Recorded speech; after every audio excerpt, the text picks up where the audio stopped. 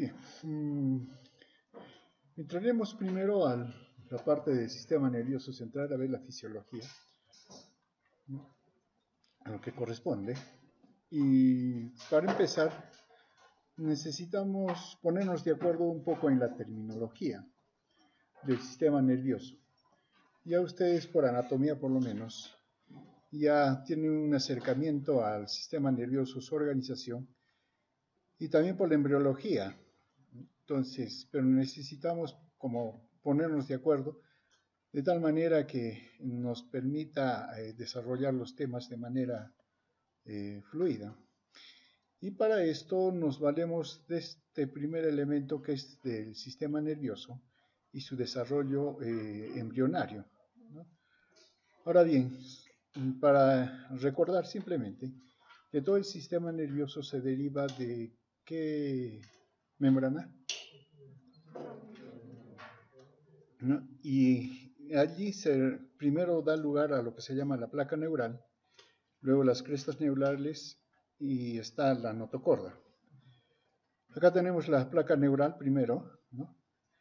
Y la notocorda es el órgano que induce que la placa neural empiece a desarrollarse, primero en un surco y luego dé lugar al tubo neural. Entonces, de este tubo es que se va a derivar todo el sistema nervioso. Ahora, en estado somítico, el tubo neural va a dar lugar al tubo neural, ¿no? Y este tubo se va a cerrar, ¿no? Tanto en la parte anterior como en la parte posterior a partir del día 20, en el día 25 la parte anterior y el poro en el día 27. Entonces lo que se va a tener es un conducto, el conducto neural, ¿no? Ahora, la parte cefálica, el conducto va a desarrollar un crecimiento mayor que digamos, la parte caudal. Esto por una mayor inducción de la notocorda. Ahora bien, este desarrollo en la parte anterior va a dar lugar a las vesículas encefálicas. Entonces ya estamos hablando del encéfalo. Ahora bien, estas vesículas encefálicas en la cuarta semana son consideradas vesículas encefálicas primarias. Y está el prosencéfalo, el mesencéfalo y el romboencéfalo. Estas tres partes. O estas tres vesículas primarias. Estas van a dar lugar a la quinta semana de gestación a las vesículas secundarias, ¿no? Del prosencéfalo se van a derivar el telencéfalo y el diencéfalo. El mesencéfalo va a dar lugar a solo uno, va a seguir siendo mesencéfalo, y el romboencéfalo al metencéfalo y al mielencéfalo. ¿No? Entonces ya tenemos, ¿no? Telencéfalo, diencéfalo que corresponde al prosencéfalo, el mesencéfalo y el metencéfalo y mielencéfalo que corresponde al romboencéfalo. Y esto lo podemos ver acá, ¿no? Acá este es un embrión de 4 semanas, acá tenemos el prosencéfalo, el mesencéfalo y el romboencéfalo. Ahora bien, en la quinta semana ya se ve la diferencia, ¿no? En el prosencéfalo, del diencéfalo y telencéfalo que están acá, el mesencéfalo, y fíjense, el mesencéfalo es bastante grande todavía en esta época, ¿no? Y el romboencéfalo da lugar al metencéfalo y al mielencéfalo. De estas 5 vesículas se van a derivar todas las estructuras del encéfalo. Obviamente, el resto del tubo neural, que está en la parte caudal, va a dar lugar al desarrollo de la médula espinal. Ahora, lo que tenemos entonces es un tubo neural, ¿no? Que va a ir desarrollando las vesículas, pero este tubo está formado por un neuroendotelio de células que van a dar lugar tanto a las células neuronales como a las células gliales. Ahora, y están limitando por unas membranas, ¿no? La limitante externa hacia la parte de afuera en la periferia y la limitante interna. Como mencionamos, de estas células, de este epitelio, va a dar lugar a los dos tipos de células básicamente que forman el sistema nervioso. Va a dar lugar de estas células al neuroblasto primero y luego a los neuroblastos en general, ¿no? Y estos van a derivar entonces hacia las neuronas, que es la parte funcional del sistema nervioso. Pero también va a dar lugar a las otras células que son las partes de sustentación, a los ependimocitos que luego van a dar lugar a las células ependimarias que forman ¿qué forman? El epitelio ependimario, ¿no? Que cubre por dentro el tubo neural, el conducto medular. Están los glioblastos, que dan lugar a los astrocitos de ambos tipos, astrocito tipo 1, tipo 2, y también las células de las oligodendroglías, o finalmente que da lugar a los oligodendrocitos, ¿no? Ahora, estos se derivan del neuroendotelio o neuroepitelio. Más bien van a migrar desde la periferia células mesenquimatosas, que van a dar lugar a las células de microglía. La microglía, oligodendrocitos, los astrocitos y las células ependimarias son las células de sustentación y que van a cumplir esa función en diferentes lugares, ¿no? En el sistema nervioso. Ahora bien, entonces, ¿qué tenemos? Tenemos el tubo neural con el neuroepitelio más o menos en el 18º día de gestación. Y en este momento, este epitelio está formado por varias capas ya, ¿no? El epitelio ependimario, que va a dar lugar a las células ependimarias, y las células ependimarias, junto con los capilares modificados que se van a dar a nivel de los ventrículos, van a dar lugar a los plexos coroideos, donde se produce el líquido cefalorraquídeo. La capa del manto, que es la capa principal, de allí se van a derivar los neuroblastos, y que van a dar lugar a las células, a las neuronas. Ahora, los cuerpos neuronales van a dar lugar posteriormente a lo que es la sustancia gris, digamos, en el sistema nervioso, entendiendo tanto en la parte del mismo encéfalo como en la médula, ¿no? Después lo veremos, ¿no? Ahora, de la capa del manto empiezan a salir las prolongaciones de estas células, de los neuroblastos, y entonces va a dar lugar a la capa marginal, que no son sino prolongaciones externas de los neuroblastos, y esto va a dar lugar después a la sustancia blanca. Ya la neuroglía, que lo habíamos mencionado, van a dar lugar a los glioblastos, y estos a los astrocitos, los protoplasmáticos que se ubican en la sustancia gris y los fibrosos en la sustancia blanca. Y están los oligodendrocitos, y del mesodermo que se derivan las células de la microglía. La microglía son macrófagos, pero macrófagos modificados, ¿no? Ahora bien, si seguimos con los neuroblastos, tenemos la sustancia gris. En los hemisferios cerebrales va a dar lugar o va a formar la corteza, el cuerpo estriado y el diencéfalo.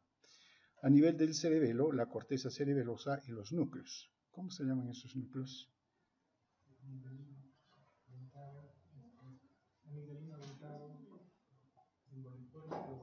Y el globoso, ¿no? A nivel del tronco encefálico va a dar lugar a los núcleos sensitivos y motores, ambos, pero tanto viscerales como somáticos, solo que están distribuidos. Y en la médula espinal, la sustancia gris va a dar lugar a las astas anteriores, laterales y posteriores. Bien, con toda esa, digamos, con toda esa derivación de estructuras, el sistema nervioso se va a ir organizando. Ahora bien, si tenemos entonces primero a las vesículas encefálicas primitivas, que es el prosencéfalo, como habíamos mencionado, esto va a derivar a dos vesículas encefálicas definitivas o secundarias, el telencéfalo y el diencéfalo. Ahora bien, el telencéfalo, cerebro anterior o definitivo, que también así se le suele llamar, va a estar formado por dos estructuras básicamente, que se derivan de él, ¿no? La corteza o palio y el cuerpo estriado. La corteza. Y de hecho todo el sistema nervioso central ha ido desarrollándose progresivamente, y lo último que ha aparecido en el desarrollo filogenético es la corteza, ¿no? Ahora, pero la corteza también ha tenido sus etapas, y hay dos básicamente que podemos señalar. La alocorteza, que es antigua. Si ustedes ven algunos animales inferiores, ellos tienen alocorteza, y la alocorteza se caracteriza porque solo tiene 3 capas, mientras que la isocorteza, que vendría a ser nuestra corteza cerebral, tiene 6 capas. Pero aún así nosotros tenemos restos de este tipo de corteza. Por ejemplo, la alocorteza de 3 capas va a dar lugar a lo que se llama el arquipalio o arquicórtex, ¿no? Archipalio o arquicórtex, y al paleo y al paleocórtex. Este tipo de corteza se encuentra, por ejemplo, en el hipocampo, en la fascia dentada, en el gyrus dentado, cuerpo abollonado, y el paleo en la corteza olfativa, que corresponde al área septal, al área entorrinal. Entonces, esa corteza que está en ese lugar es una alocorteza, solo de 3 capas, mientras que la isocorteza es la que usualmente nosotros nos referimos. Y sí, ciertamente es la que forma la mayor parte o cantidad de la corteza cerebral, ¿no? Entonces ahí forman la superficie de los hemisferios cerebrales, ¿no? Corresponde al neopaleo o neocórtex, ¿no? Ahora bien, también hay, veamos, si bien es cierto consideramos a la isocorteza como una corteza con 6 capas, ¿cierto? Pero dependiendo del lugar y la función que cumple, cada una de esas capas tiene diferente proporción, no es igual en toda la corteza, o a todo lo largo de la corteza en los hemisferios. Y cuando describamos ya las capas de la corteza, hay unas que están destinadas más a lo que viene a ser la función motora, otra sensitiva y otra de conexión. No, ahora, de las de conexión todavía conexión muy estrecha local y otras que están inclusive se van de conexión hacia el otro lado del hemisferio, a través del cuerpo calloso. Entonces, tienen diferentes niveles y dependiendo de su función, si es una corteza de asociación, entonces las capas sobre todo la primera capa, la capa más superficial, es la que más está desarrollada. Que digamos que las otras capas, como no tiene casi función sensitiva o motora, esas capas están disminuidas. Entonces, dependiendo de dónde estemos en el cerebro y en la corteza cerebral y la proyección que tiene en cuanto a su función, estas capas se modifican. Entonces, ¿qué se tiene como unidad funcional de la corteza? La columna. Una columna de corteza en la cual están sí las 6 capas, pero cada una tiene su función y está desarrollada dependiendo de la función que está cumpliendo esa zona de la corteza. Entonces, la función, o mejor dicho, sí, la forma en que funciona la corteza es en 6 capas y por columna. ¿Listo? La columna sensitiva es diferente a una columna motora y una columna motora es diferente a una de asociación.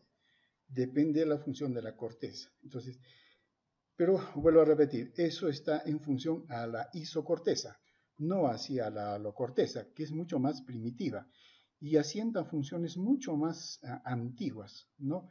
Si uno recuerda el área septal y el área entorrinal, ¿de qué estamos hablando? Estamos hablando del olfato. Y el olfato forma una estructura donde está el bulbo olfatorio, la corteza que estamos mencionando, septal entorrinal. ¿Cómo le llamamos a todo eso? Es el rinencéfalo. Ahora, en el rinencéfalo asienta, sí, para empezar, el olfato, cierto, pero si ustedes ven en los animales como el perro, el gato, aparentemente ellos tienen un lóbulo frontal. No es lóbulo frontal lo que ellos tienen, es el rinencéfalo. En nuestro caso, el rinencéfalo ha involucionado, se ha vuelto pequeño y el lóbulo frontal es el que ha crecido. No, lo último en el desarrollo del cerebro humano es el lóbulo frontal y se entiende que todavía está en evolución. Entonces el rinencéfalo disminuye, involuciona y el lóbulo frontal crece. Y claro, si vemos el cerebro del perro y del hombre, aparentemente son iguales, pero no, es diferente. Ahora, si vemos el comportamiento del gato, el perro, que tienen un comportamiento, digamos, sí, más simple, pero ellos mucho se guían por el olfato. Mucho de su comportamiento está definido. Digamos, sí tiene que ver con la consecución del alimento, ¿no? Para ellos, pero también ellos con el olfato determinan si la hembra, por ejemplo, está en celo o no.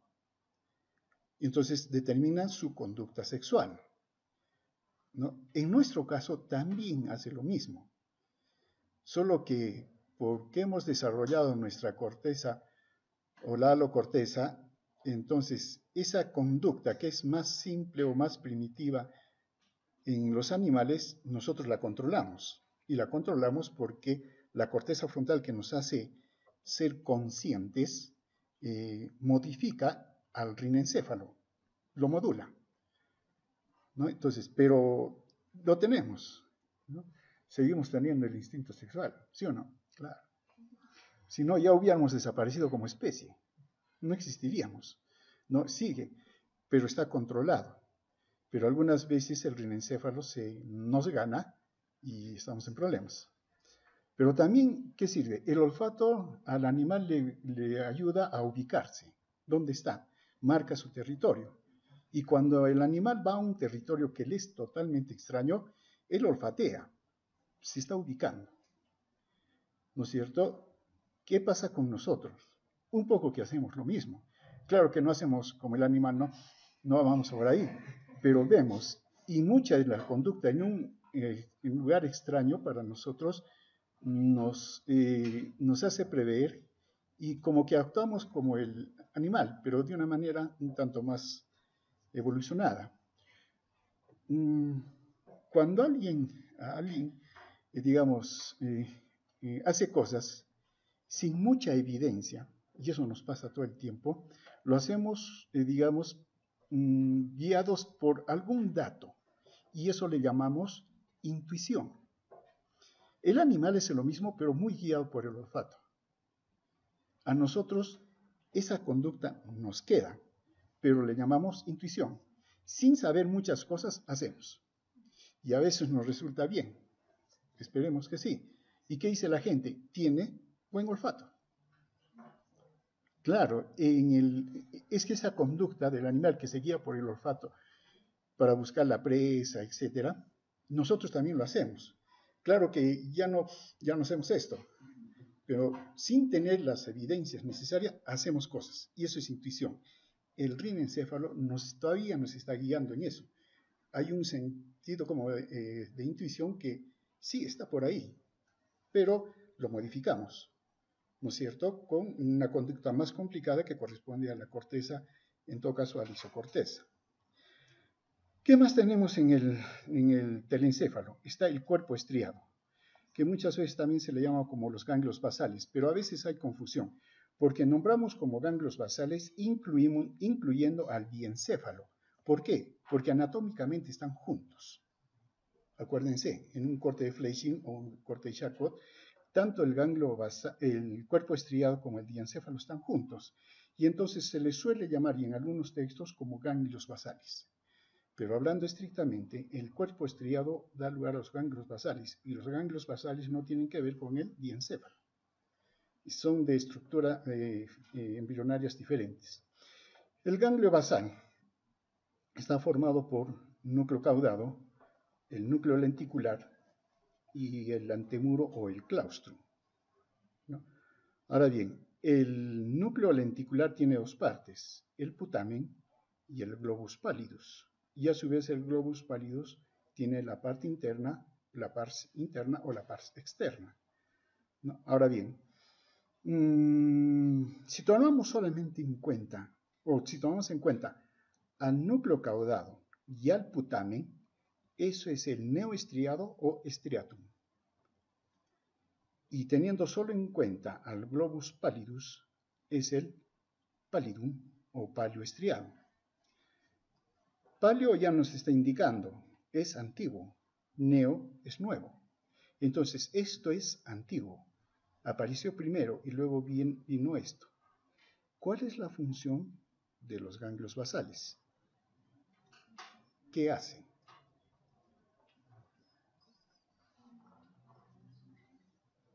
¿O qué hacen?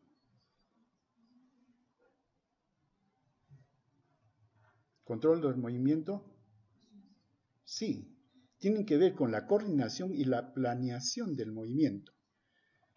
La corteza motora, digamos, ordena el movimiento,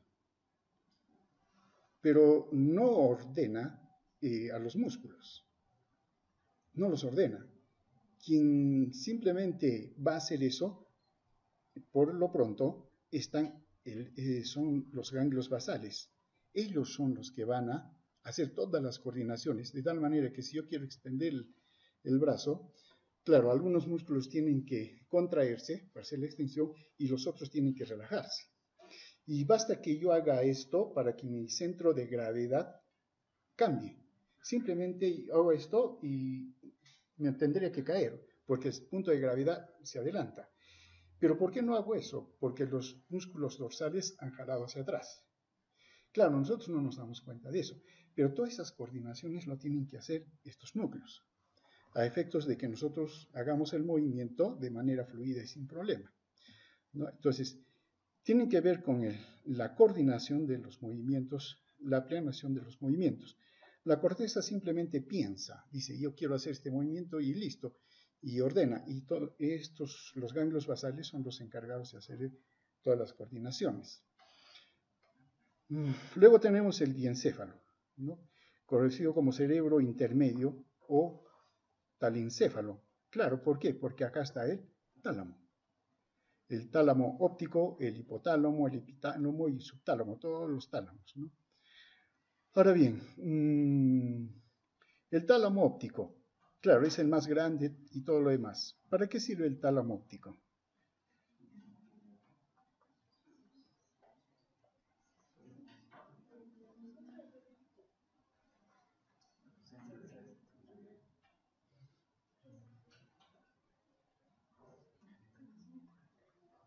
¿Qué es el tálamo? ¿Para qué existe el tálamo?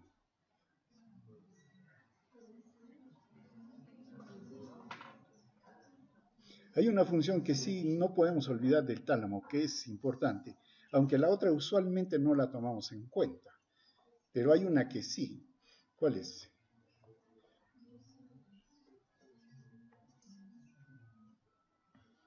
Todas las sensibilidades interoceptivas y exteroceptivas viajan por sus vías. ¿Y a dónde van? Al tálamo. El tálamo integra todas las sensibilidades, sensibilidades y la proyecta a la corteza, ¿no? Pero no solamente hace eso. Cuando la corteza decide hacer un movimiento, sí, baja a los ganglios basales y los ganglios basales tienen que devolverle la información a la corteza para que la corteza también se dé cuenta de lo que está ordenando, lo que está haciendo. Y ese regreso también es solo a través del tálamo. Los ganglios basales no tienen más comunicación con la corteza que a través del tálamo. Y el tálamo también tiene toda la información que le está llegando de la sensibilidad. Entonces integra los dos, el tálamo. Entonces, y eso le envía a la corteza. Y la corteza es consciente de los movimientos que está realizando, de las sensaciones que va teniendo y todo lo demás, la sensibilidad propioceptiva y exteroceptiva. Por eso que el tálamo le informa a la corteza y la corteza se da cuenta de lo que estamos haciendo, ¿no? Los movimientos que estamos realizando. Entonces, la función del tálamo es sí un centro integrador de la sensibilidad, pero también tiene que ver con el control de los movimientos. El hipotálamo, harto lo conocemos, ¿no es cierto? Está formado por el infundíbulo, el tallo y vendría a ser la neurohipófisis. Ahora bien, el hipotálamo, sobre todo, sí, el hipotálamo, ¿cómo lo consideramos?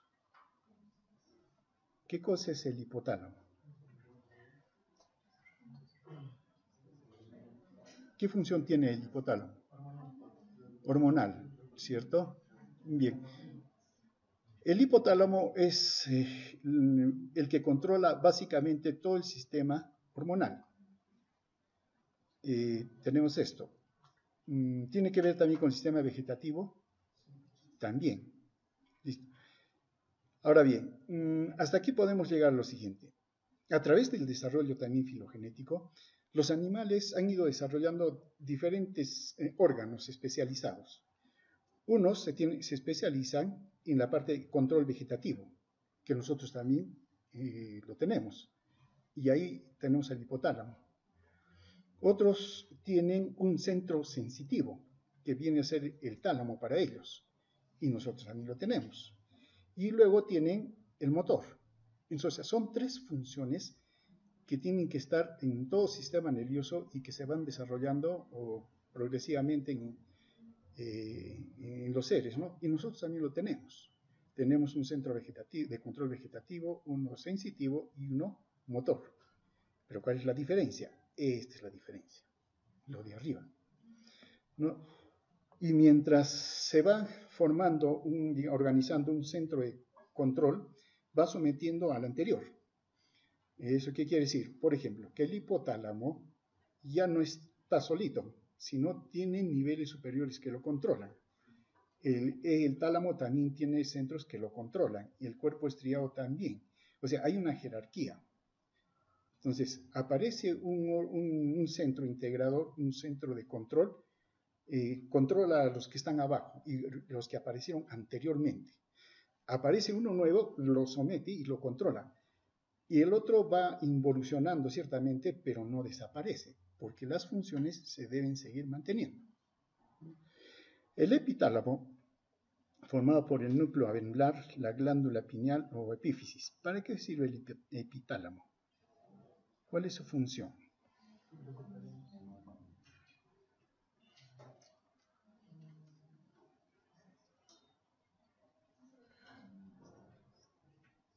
Nosotros somos animales diurnos, nocturnos. Diurnos, nocturnos. Claro, en tiempo de vacaciones ustedes son nocturnos. Pero somos animales diurnos. ¿Eso qué significa? Nos guiamos por la luz. Y tenemos un ciclo, el ciclo circadiano. Y ese ciclo circadiano marca mucho la fisiología humana, ¿no? Por eso es que dormimos en la mañana, dormimos en la noche, y en el día estamos activos. Claro, ¿no? Es los civilizados, pero los otros no. Entonces, eso no solamente es conductual, sino es orgánico. La menor temperatura que tiene nuestro organismo es a partir de las 3 de la mañana. Ahí baja la temperatura. ¿Eso qué significa? Que el metabolismo baja en ese momento. Por eso esa es la hora crítica donde debemos estar abrigados, ¿no? Se entiende que estamos cobijados y todo lo demás, y en la mañana. Ahora, a partir de las 6, 7 horas de la mañana es nuestro momento en que nos activamos, y 8 de la mañana es el momento, 6, 7, 8 de la mañana es donde estamos mucho más alertas, mucho más activos, y vamos bajando hasta las 12 del día en que ya baja, ¿no? Todo ese conducto está controlado por el sistema circadiano. Ahora, el epitálamo es el que justamente marca ese ciclo circadiano que tenemos. Y finalmente está el subtálamo, que está debajo del tálamo y hacia atrás del hipotálamo, formado por el cuerpo de Lewis y los campos de Forel. ¿Para qué es esto?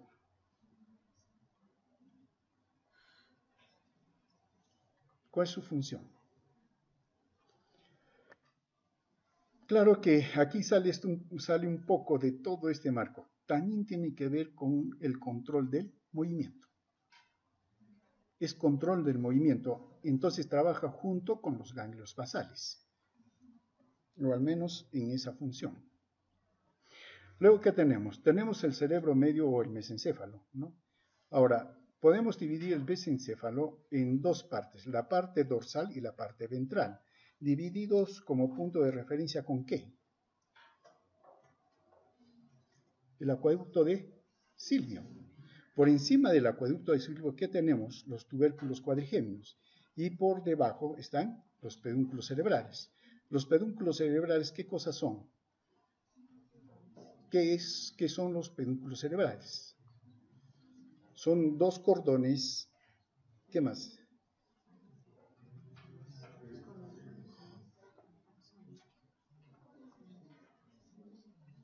¿Qué más? ¿Qué más hace?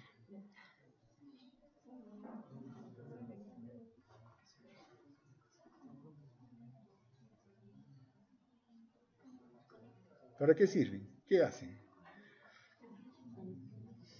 ¿Para qué están ahí? Para que les pregunten en anatomía, ¿qué es eso?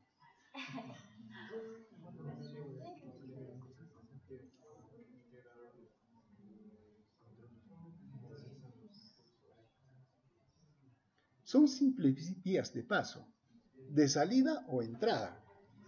Claro, la vía motora, ¿por dónde baja? Si no es por el pedúnculo cerebral. ¿Por dónde sube todas las vías sensitivas si no es por el pedúnculo cerebral? O sea, en realidad son cordones, son fibras de subida y bajada, nada más, son cables. Fibras eferentes, como ustedes quieran. Eso es, ¿no? Pero dentro de ellos, metidos dentro de ellos, hay dos órganos, el núcleo rojo y la sustancia negra. El núcleo rojo, ¿para qué sirve el núcleo rojo? Eso es, digamos, desde el punto de vista topográfico, pero necesitamos la función. ¿Cuál es la función? Acuérdense, ya estamos en fisiología.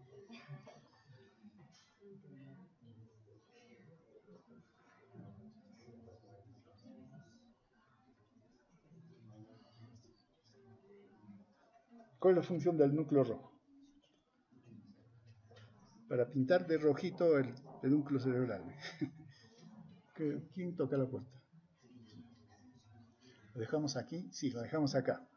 Listo. Respuesta para... no, mañana no, hasta el día lunes. Respuesta, ¿qué hace el núcleo rojo? ¿Cuál es su función? Y la sustancia negra, que tiene que ver también con el control del movimiento, la pars compacta y la pars reticular.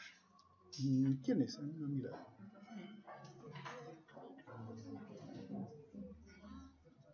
Sí. Ah, ya. Entonces, lo dejamos aquí. ¿Listo? Muy bien.